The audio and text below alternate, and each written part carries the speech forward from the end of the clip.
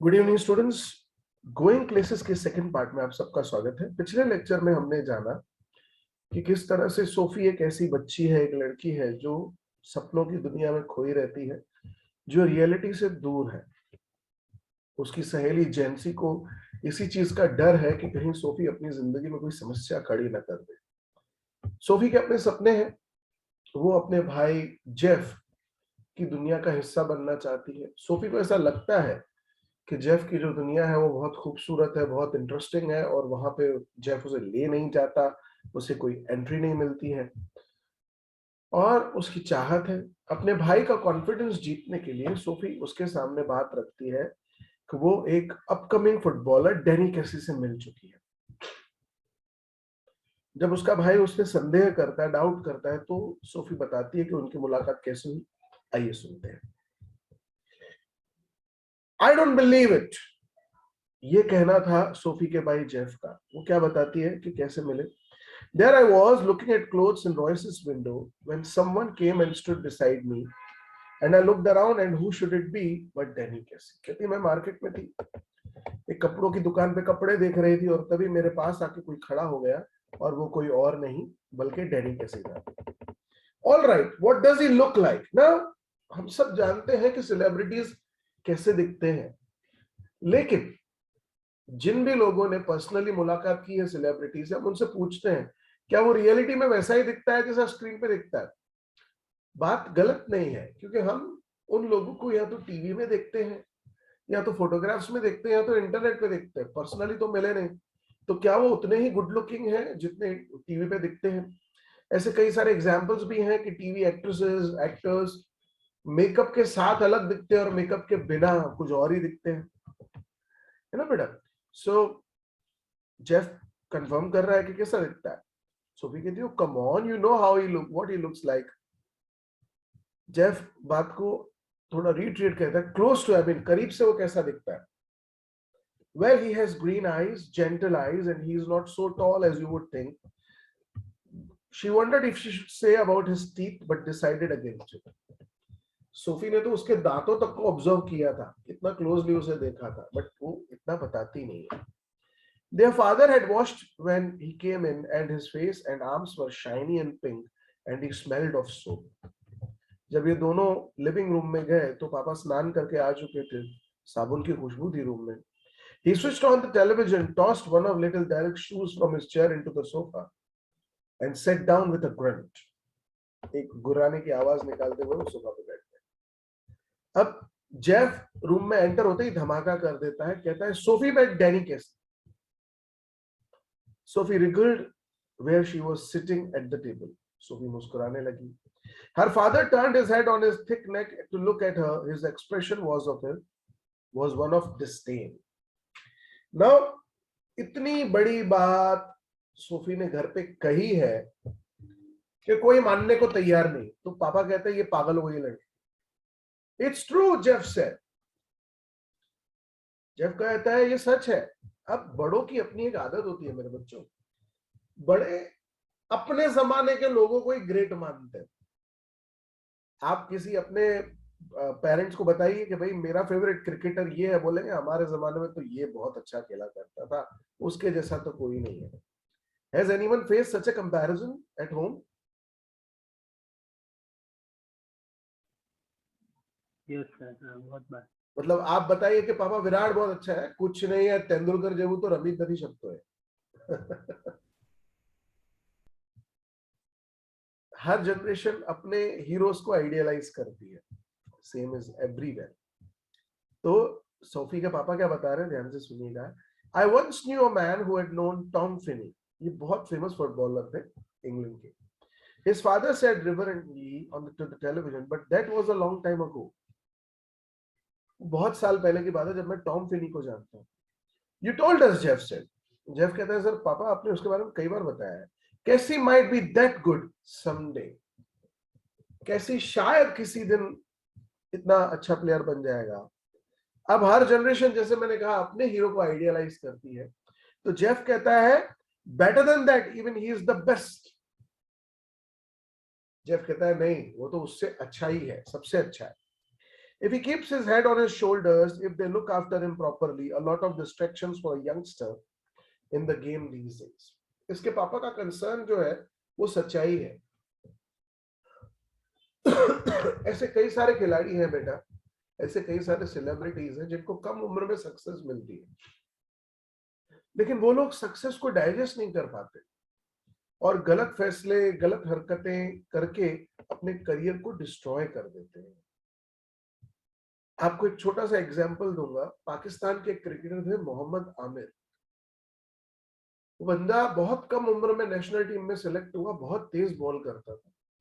21 साल का था जब उसको लंदन में किसी एक बुकी ने बहुत पैसे दिए और वो मैच फिक्सिंग के केस में फंस गया.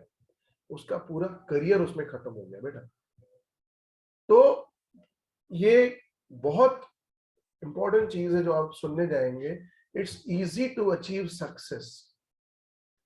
It's easy to achieve success. It is difficult to remain successful. कामयाबी हासिल करना कठिन नहीं है, कामयाब बने रहना कठिन है. तो उसके पापा कहते हैं कि अगर हेड ऑन हिज शोल्डर्स का मतलब taking decisions wisely, not getting egoistic, not getting distracted, अगर वो अच्छे से काम करेगा तो शायद आगे बढ़ जाएगा. He'll be all right. He is with the best team in the country. अब ये पूरा कॉन्वर्सेशन जेफ और उसके पिता के बीच में चल रहा है. अब वो कहता है वो ठीक रहेगा पापा, वो बेस्ट टीम के साथ खेल रहा है. He is very young yet. उसके पापा कहते हैं बेटा यंग भी तो है. He is older than I am. अरे मुझसे तो बड़ा है पापा. Too young really for the first team. वो अभी छोटा है, उसका नेशनल टीम में सिलेक्ट होना बहुत दूर है. See, आप लोगों ने शायद ऑब्जर्व किया होगा, क्योंकि ये स्पोर्ट्स से रिलेटेड है इसलिए बता रहा हूं.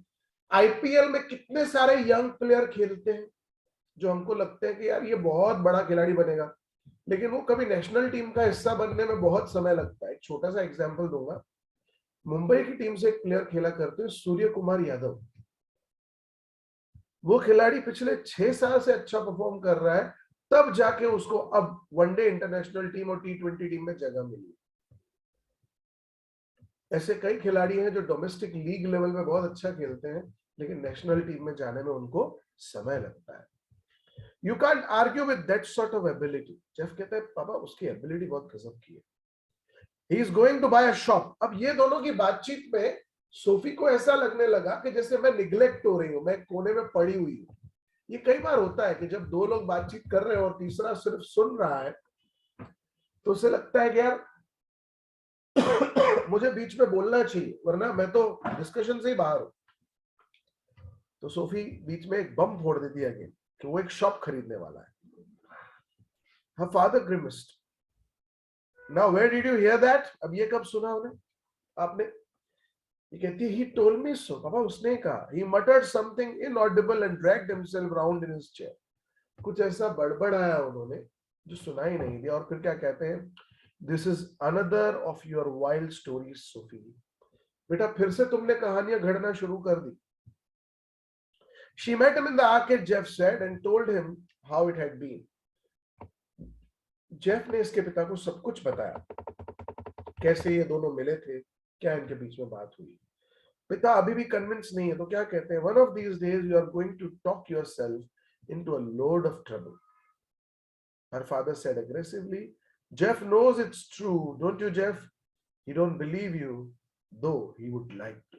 इसके पिता कहते हैं कि पापा बेटा आप जो ये बातें कर रहे हो ना, ये जो आप बात करते रहते हो, बकवास करते रहते हो, सपनों की बातें करते रहते हो, ये किसी दिन आपको बहुत बड़ी समस्या में डाल देगा.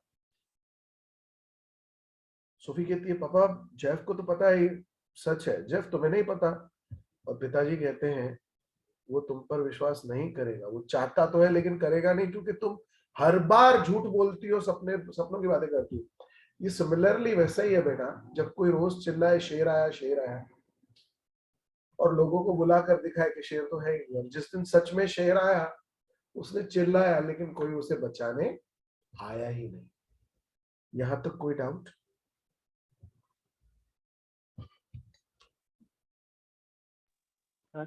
हाँ बेटा. डिसडेन का मतलब not been able to believe, जिस चीज पे यकीन ना आता. Okay. आगे बढ़ते हैं. यस,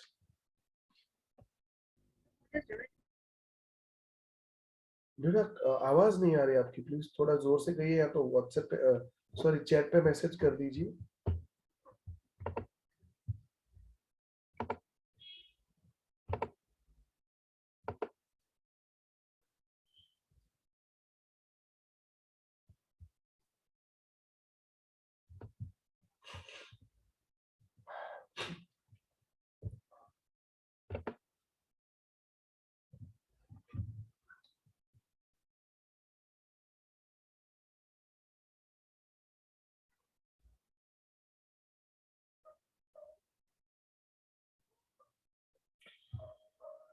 रिया का मैसेज आया है.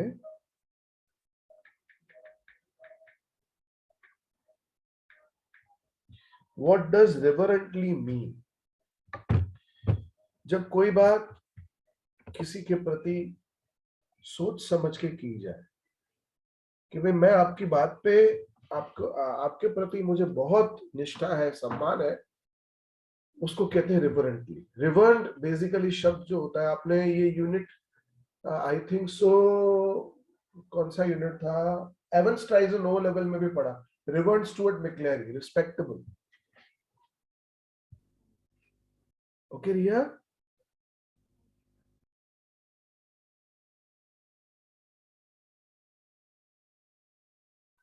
आगे बढ़े बेटा लोग. Yes. Okay. The table lamp cast an amber glow across her brother's bedroom wall and across the large poster of United's first team squad. यहाँ पे United refers to Manchester United, England की famous football team. First team squad and the row of colored photographs beneath, three of them of the young Irish prodigy कैसी. आप में से कोई जानता है prodigy शब्द का अर्थ क्या होता है?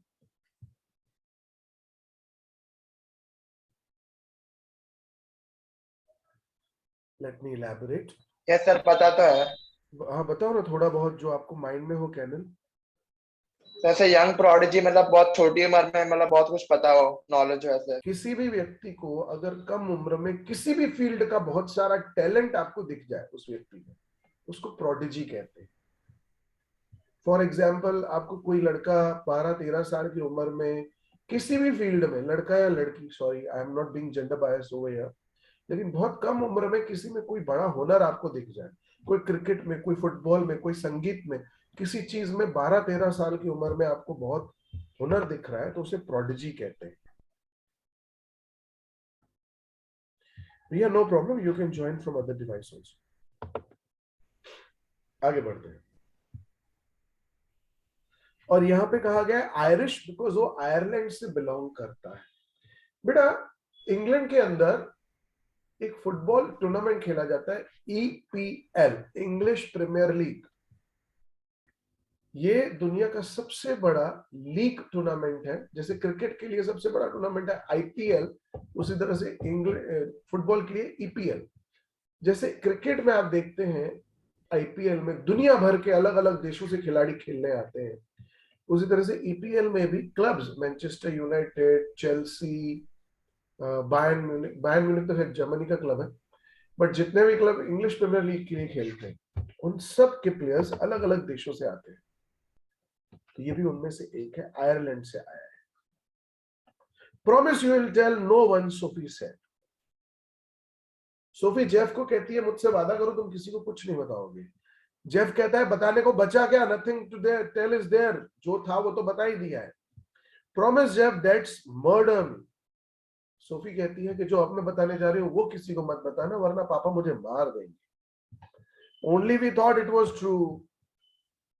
जेफ कहता है भाई तुम्हें मारो, तुम मार तो तब खाओगी या पिता तुमको मारेंगे तो तब जब वो तुम पे भरोसा करेंगे. तुम्हारी बात पे कोई भरोसा कहां करता है.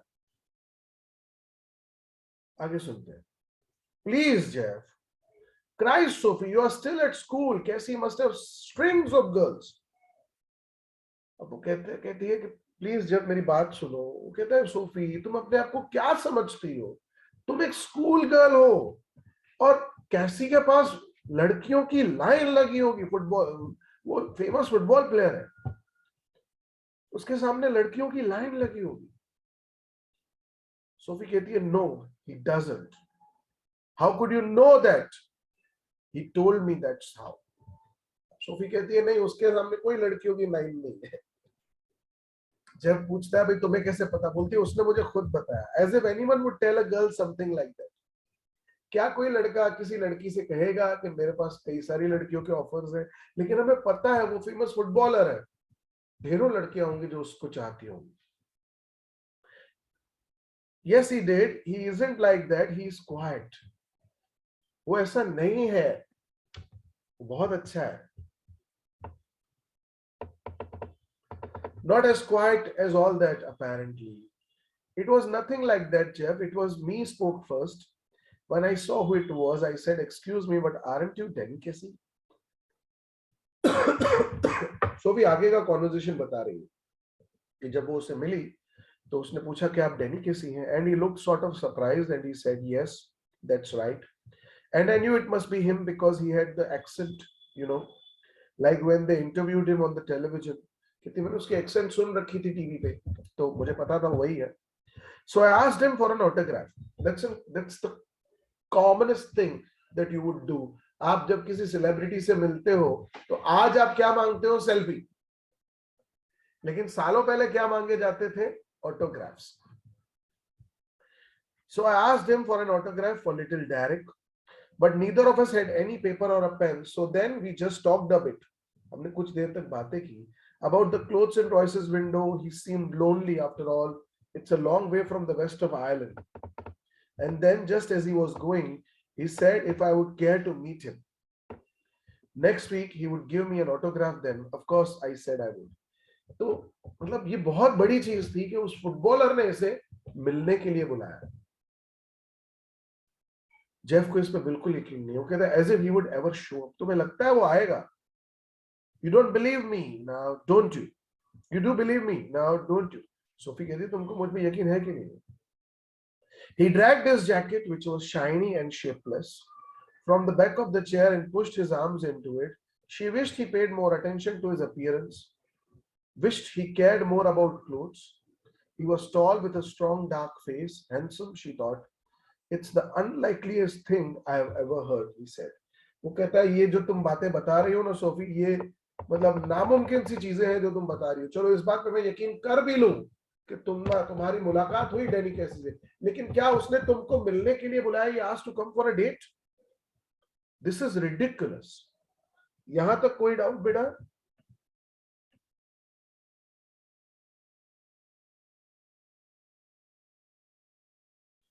Please say yes or no, Raja.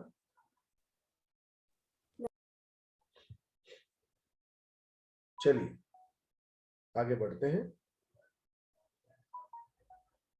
On Saturday, they made their weekly pilgrimage to watch United. शनिवार के दिन वो यूनाइटेड टीम का फुटबॉल मैच देखने के लिए गए. और यहाँ पे पिलग्रिमेज का मतलब समझिए ध्यान से, जैसे एक श्रद्धालु के लिए धार्मिक स्थल का महत्व होता है, बस उसी तरह से इनके लिए फुटबॉल का महत्व था. Sophie and her father and little Derek went down near the goal. Jeff, as always, went with his mates higher up. Stadium के लोअर पार्ट की तरफ सोफी, उसके पापा और उसका छोटा भाई गए, और जेफ जो है वो ऊपर की तरफ चला गया. United won 2-0 and Casey drove in the second goal. United की टीम 2-0 से जीती. डैनी कैसी ने दूसरा गोल मारा. Blend of innocence and Irish genius. Going round the two big defenders on the edge of the penalty area, with her father screaming for him to pass and beating the hesitant goalkeeper from a dozen yards. Sophie glowed with pride afterwards. Jeff was ecstatic. तो बहुत गजब का football match हुआ. आखिरी के मिनटों में Danny कैसी ने बॉल को घुमाते हुए मिडफील्ड से गोल मारा. 12 यार्ड यानी 12 कदमों की दूरी से गोलकीपर को छकाया. सब लोग उस जीत से बहुत खुश थे. I wish he was an Englishman, someone said on the bus. क्योंकि ये खिलाड़ी नेशनल टीम की तरफ से खेलेगा तो आयरलैंड की तरफ से खेलेगा, लेकिन इस वक्त यूनाइटेड टीम जो है उसके लिए खेल रहा है. तो कहते हैं काश ये इंग्लिशमैन होता. Ireland will win the World Cup, little Derek told his mother when Sophie brought him home. Her father was gone to the pub to celebrate. ये जब घर आए तो पापा चले गए पब में अल्कोहल पीने के लिए, और सोफी का छोटा भाई अपनी माँ को कहता है कि देखना इस बार तो आयरलैंड वर्ल्ड कप जीतेगा। तभी नेक्स्ट वीक जेंसी मिली सोफी से और वो कहती है, what this you have been telling, क्या लोगों से तुम बोलती फिरती रही हो? सोफी कहती है, अबाउट व्हाट, किस बारे में? Your Jeff told our friend that you met Danny Casey. अब ये बहुत कठिन चीज है, आपकी कोई भी इंपॉर्टेंट खबर आपके बेस्ट फ्रेंड को अगर दूसरे लोगों से मिलती है तो वो व्यक्ति ह्यूमिलिएटेड फील करता है। और मैं आपको एक सीधा एग्जांपल दूंगा, आपका जो बेस्ट फ्रेंड है उसको आपके बारे की खबर अगर उसका भाई बताता है तो उसको शॉक भी होगा, सरप्राइज भी होगा और गुस्सा भी होगा। तो जेंसी इसीलिए नाराज है कि सोफी ने पहले उसे नहीं बताया, जबकि जेंसी का भाई फ्रैंक जो जेफ का दोस्त है उसने घर पे आके बात की। This wasn't an inquisition, just Jency being nosy, but Sophie was startled. Sophie surprised हो गई। सोफी सरप्राइज क्यों हो गई, शॉक क्यों हो गई? क्योंकि उसको लगा शायद जेफ ने वो डेट वाली बात न बता दी हो। Oh, that! Jency frowned, sensing she was covering. Yes, that. Well, yes, I did. हाँ मिली तो थी। You never did, Jency exclaimed. Jency कहती है, नहीं ऐसा नहीं हो सकता। Sophie glared at the ground. Damn that Jeff! This was a Jeff thing, not a Jency thing. ये बात मैंने जेफ से कही थी, उसको सबको नहीं बतानी चाहिए थी।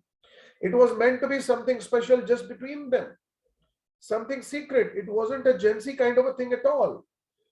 Tell gawky Jency, बकबकी Jency को कुछ बता दो like that, and the whole neighborhood would get to know it. अगर ऐसी कोई बात जेंसी को बताई गई मतलब पूरे मोहल्ले को पता चल जाना है। Damn, that Jeff was nothing secret. क्या हमारे बीच में कुछ भी ऐसा नहीं था जो सीक्रेट की तरह रखा जा सके? हमारे रिश्ते की पवित्रता के बारे में तो सोचना चाहिए था उसे। It's a secret meant to be. Sophie कहती है ये तो बहुत बड़ा सीक्रेट है। जेंसी कहते हैं I'll keep a secret, Soph, you know that. कहती यार इसी चीज का तो बुरा लग रहा है, मैं तेरी फ्रेंड हूँ, तुम मुझे बोल सकती है, मतलब मैं ये सीक्रेट नहीं रखूंगी, तुझे ऐसा लगा? I wasn't going to tell anyone. There will be a right old row of my dad if my dad gets to hear about it. कहती है मैं किसी को नहीं बताने वाली थी, तुम समझ सकती हो अगर मेरे पापा को पता चला तो घर पे झगड़ा हो जाएगा। Jency blinked. A row? I would have thought he would be chuffed as anything. मुझे ऐसा लगा कि तुम्हारे पापा तो खुश होंगे, तुम कह रही हो झगड़ा हो जाएगा। She realized then that Jency didn't know about the date bit. तब सोफी को रियलाइज होता है कि जेफ ने सिर्फ इतना बताया है कि सोफी डेनी केसी से मिली है, डेट वाली बात नहीं बताई है। Jeff hadn't told about that. She breathed more easily, so Jeff hadn't let her down after all. He believed in her after all. After all, some things might be sacred. कहते चलो शुक्र है कम से कम उसने सीक्रेट तो रखा, ये बात नहीं बताई। It was just a little thing really. I asked him for an autograph, but we hadn't any paper or a pen, so it was no good. How much had Jeff said? कहती Jeff ने कितना बताया तुमको, कहीं कुछ और कुछ add तो नहीं कर दिया? Jesus, I wish I would have been there. Sophie कहती है यार काश मैं भी वहां, जेंसी कहती है सॉरी, काश मैं भी उस जगह होती। Of course my dad didn't want to believe it, you know what a misery he is, but the last thing I need is queues of people around our house asking him what's all about Denny Casey. He would murder me, and you know how my mom gets when there is a row. Jency said, hush, you can trust me, Soph, you know that. अब जेंसी Sophie को कहती है कि तुम चिंता मत करो, तुम मुझ पर भरोसा कर सकती हो, मैं किसी को नहीं बताऊंगी। सोफी भी यही कहती है कि भाई पड़ोस के लोगों को पता चला तो लोगों की भीड़ लग जाएगी हमारे घर के बाहर, मैं वो नहीं चाहती। बेटा लोग यहां तक कोई doubt? No, sir. Okay. No, sir. After dark, she walked by the canal. यानी उस दिन शाम अंधेरा होने के बाद वो कैनाल के through along a sheltered path lighted only by the glare of the lamps from the wharf across the water. and the unceasing drone of the city was muffled and distant. It was a place she had often played in when she was a child. There was a wooden bench beneath a solitary elm. Elm एक तरह का पेड़ होता है, where lovers sometimes came.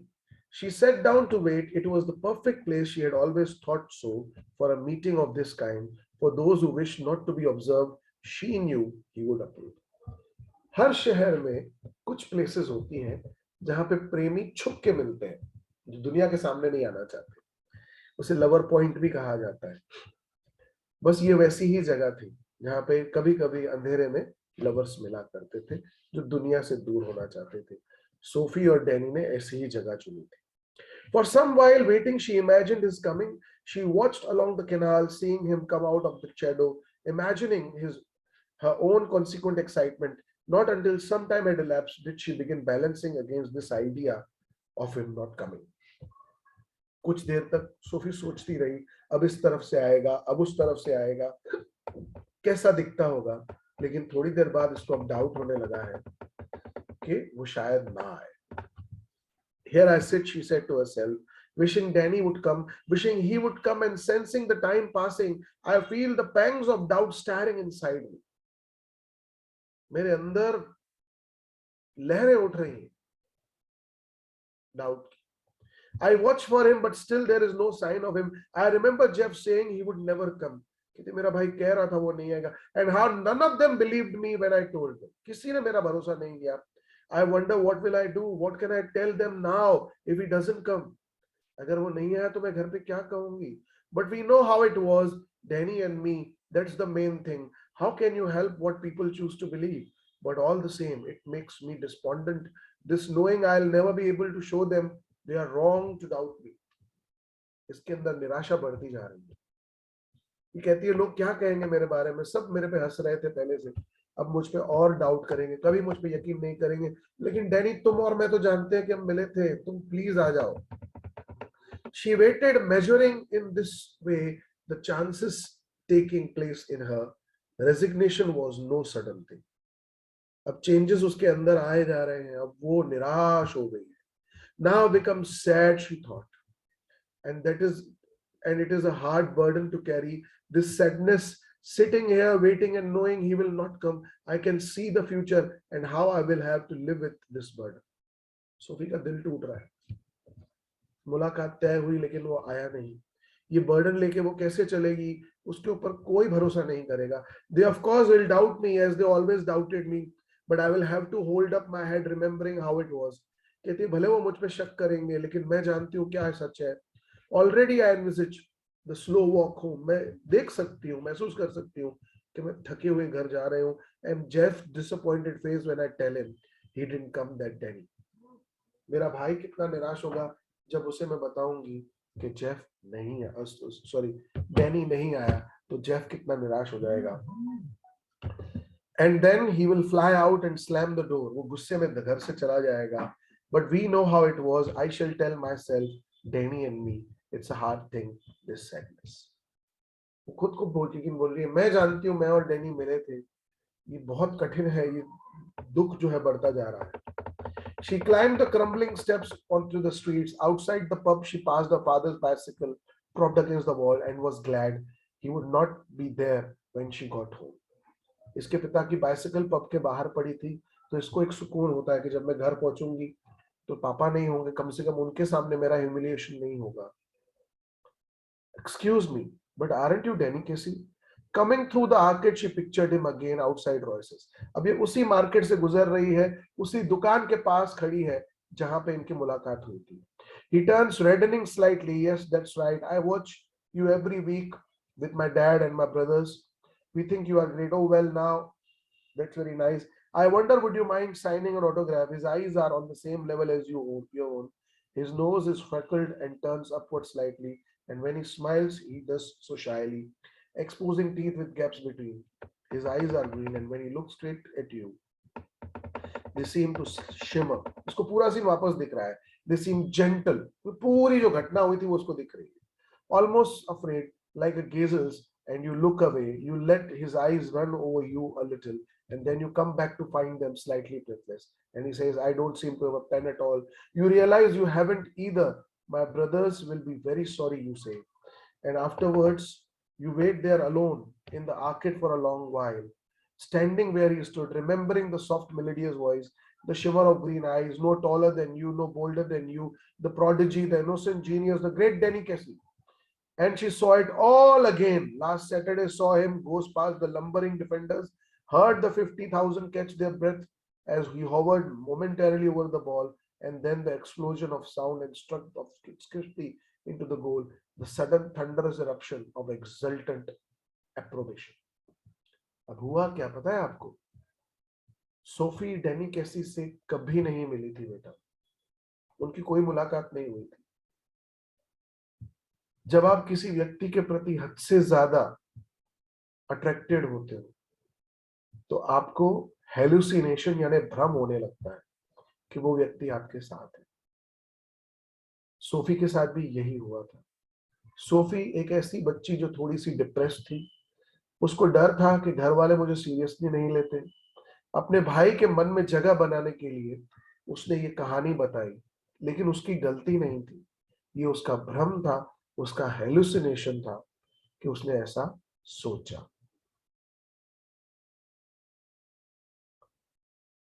यहां तक किसी को कोई डाउट बेटा? आई होप सबको टेक्स्ट अच्छे से समझ में आ गया होगा। Yes sir. तो ये कहानी का मुद्दा क्या है? मैंने आपको पिछले लेक्चर में भी दो बातें बताई थी। एक, यूथ जो है वो बहुत ज्यादा उम्मीदों में जीता है, रियलिटी से दूर हो जाता है, हमें सत्य को कभी नहीं भूलना चाहिए। दूसरा, किसी व्यक्ति को आइडियलाइज करना अलग बात है, लेकिन उनके पीछे पागल हो जाना और अपने सेंसेस को खो देना गलत है। यहाँ पे सोफी की गलती थी कि वो डैनी कैसी के पीछे इतनी पागल हो गई कि उसे हेलुसिनेशन होने लगा कि डैनी उसी के साथ है। उम्मीद करता हूँ ये यूनिट आपको अच्छे से समझ में आया होगा स्टूडेंट्स। अब मुलाकात होगी आपसे मंडे के दिन। जैसे कि आप जानते हैं, अब आपके वीकली 3 लेक्चर होते हैं, Monday, Wednesday and Saturday. Monday शाम को 7:40 का आपका लेक्चर है। Link will be shared with you very soon.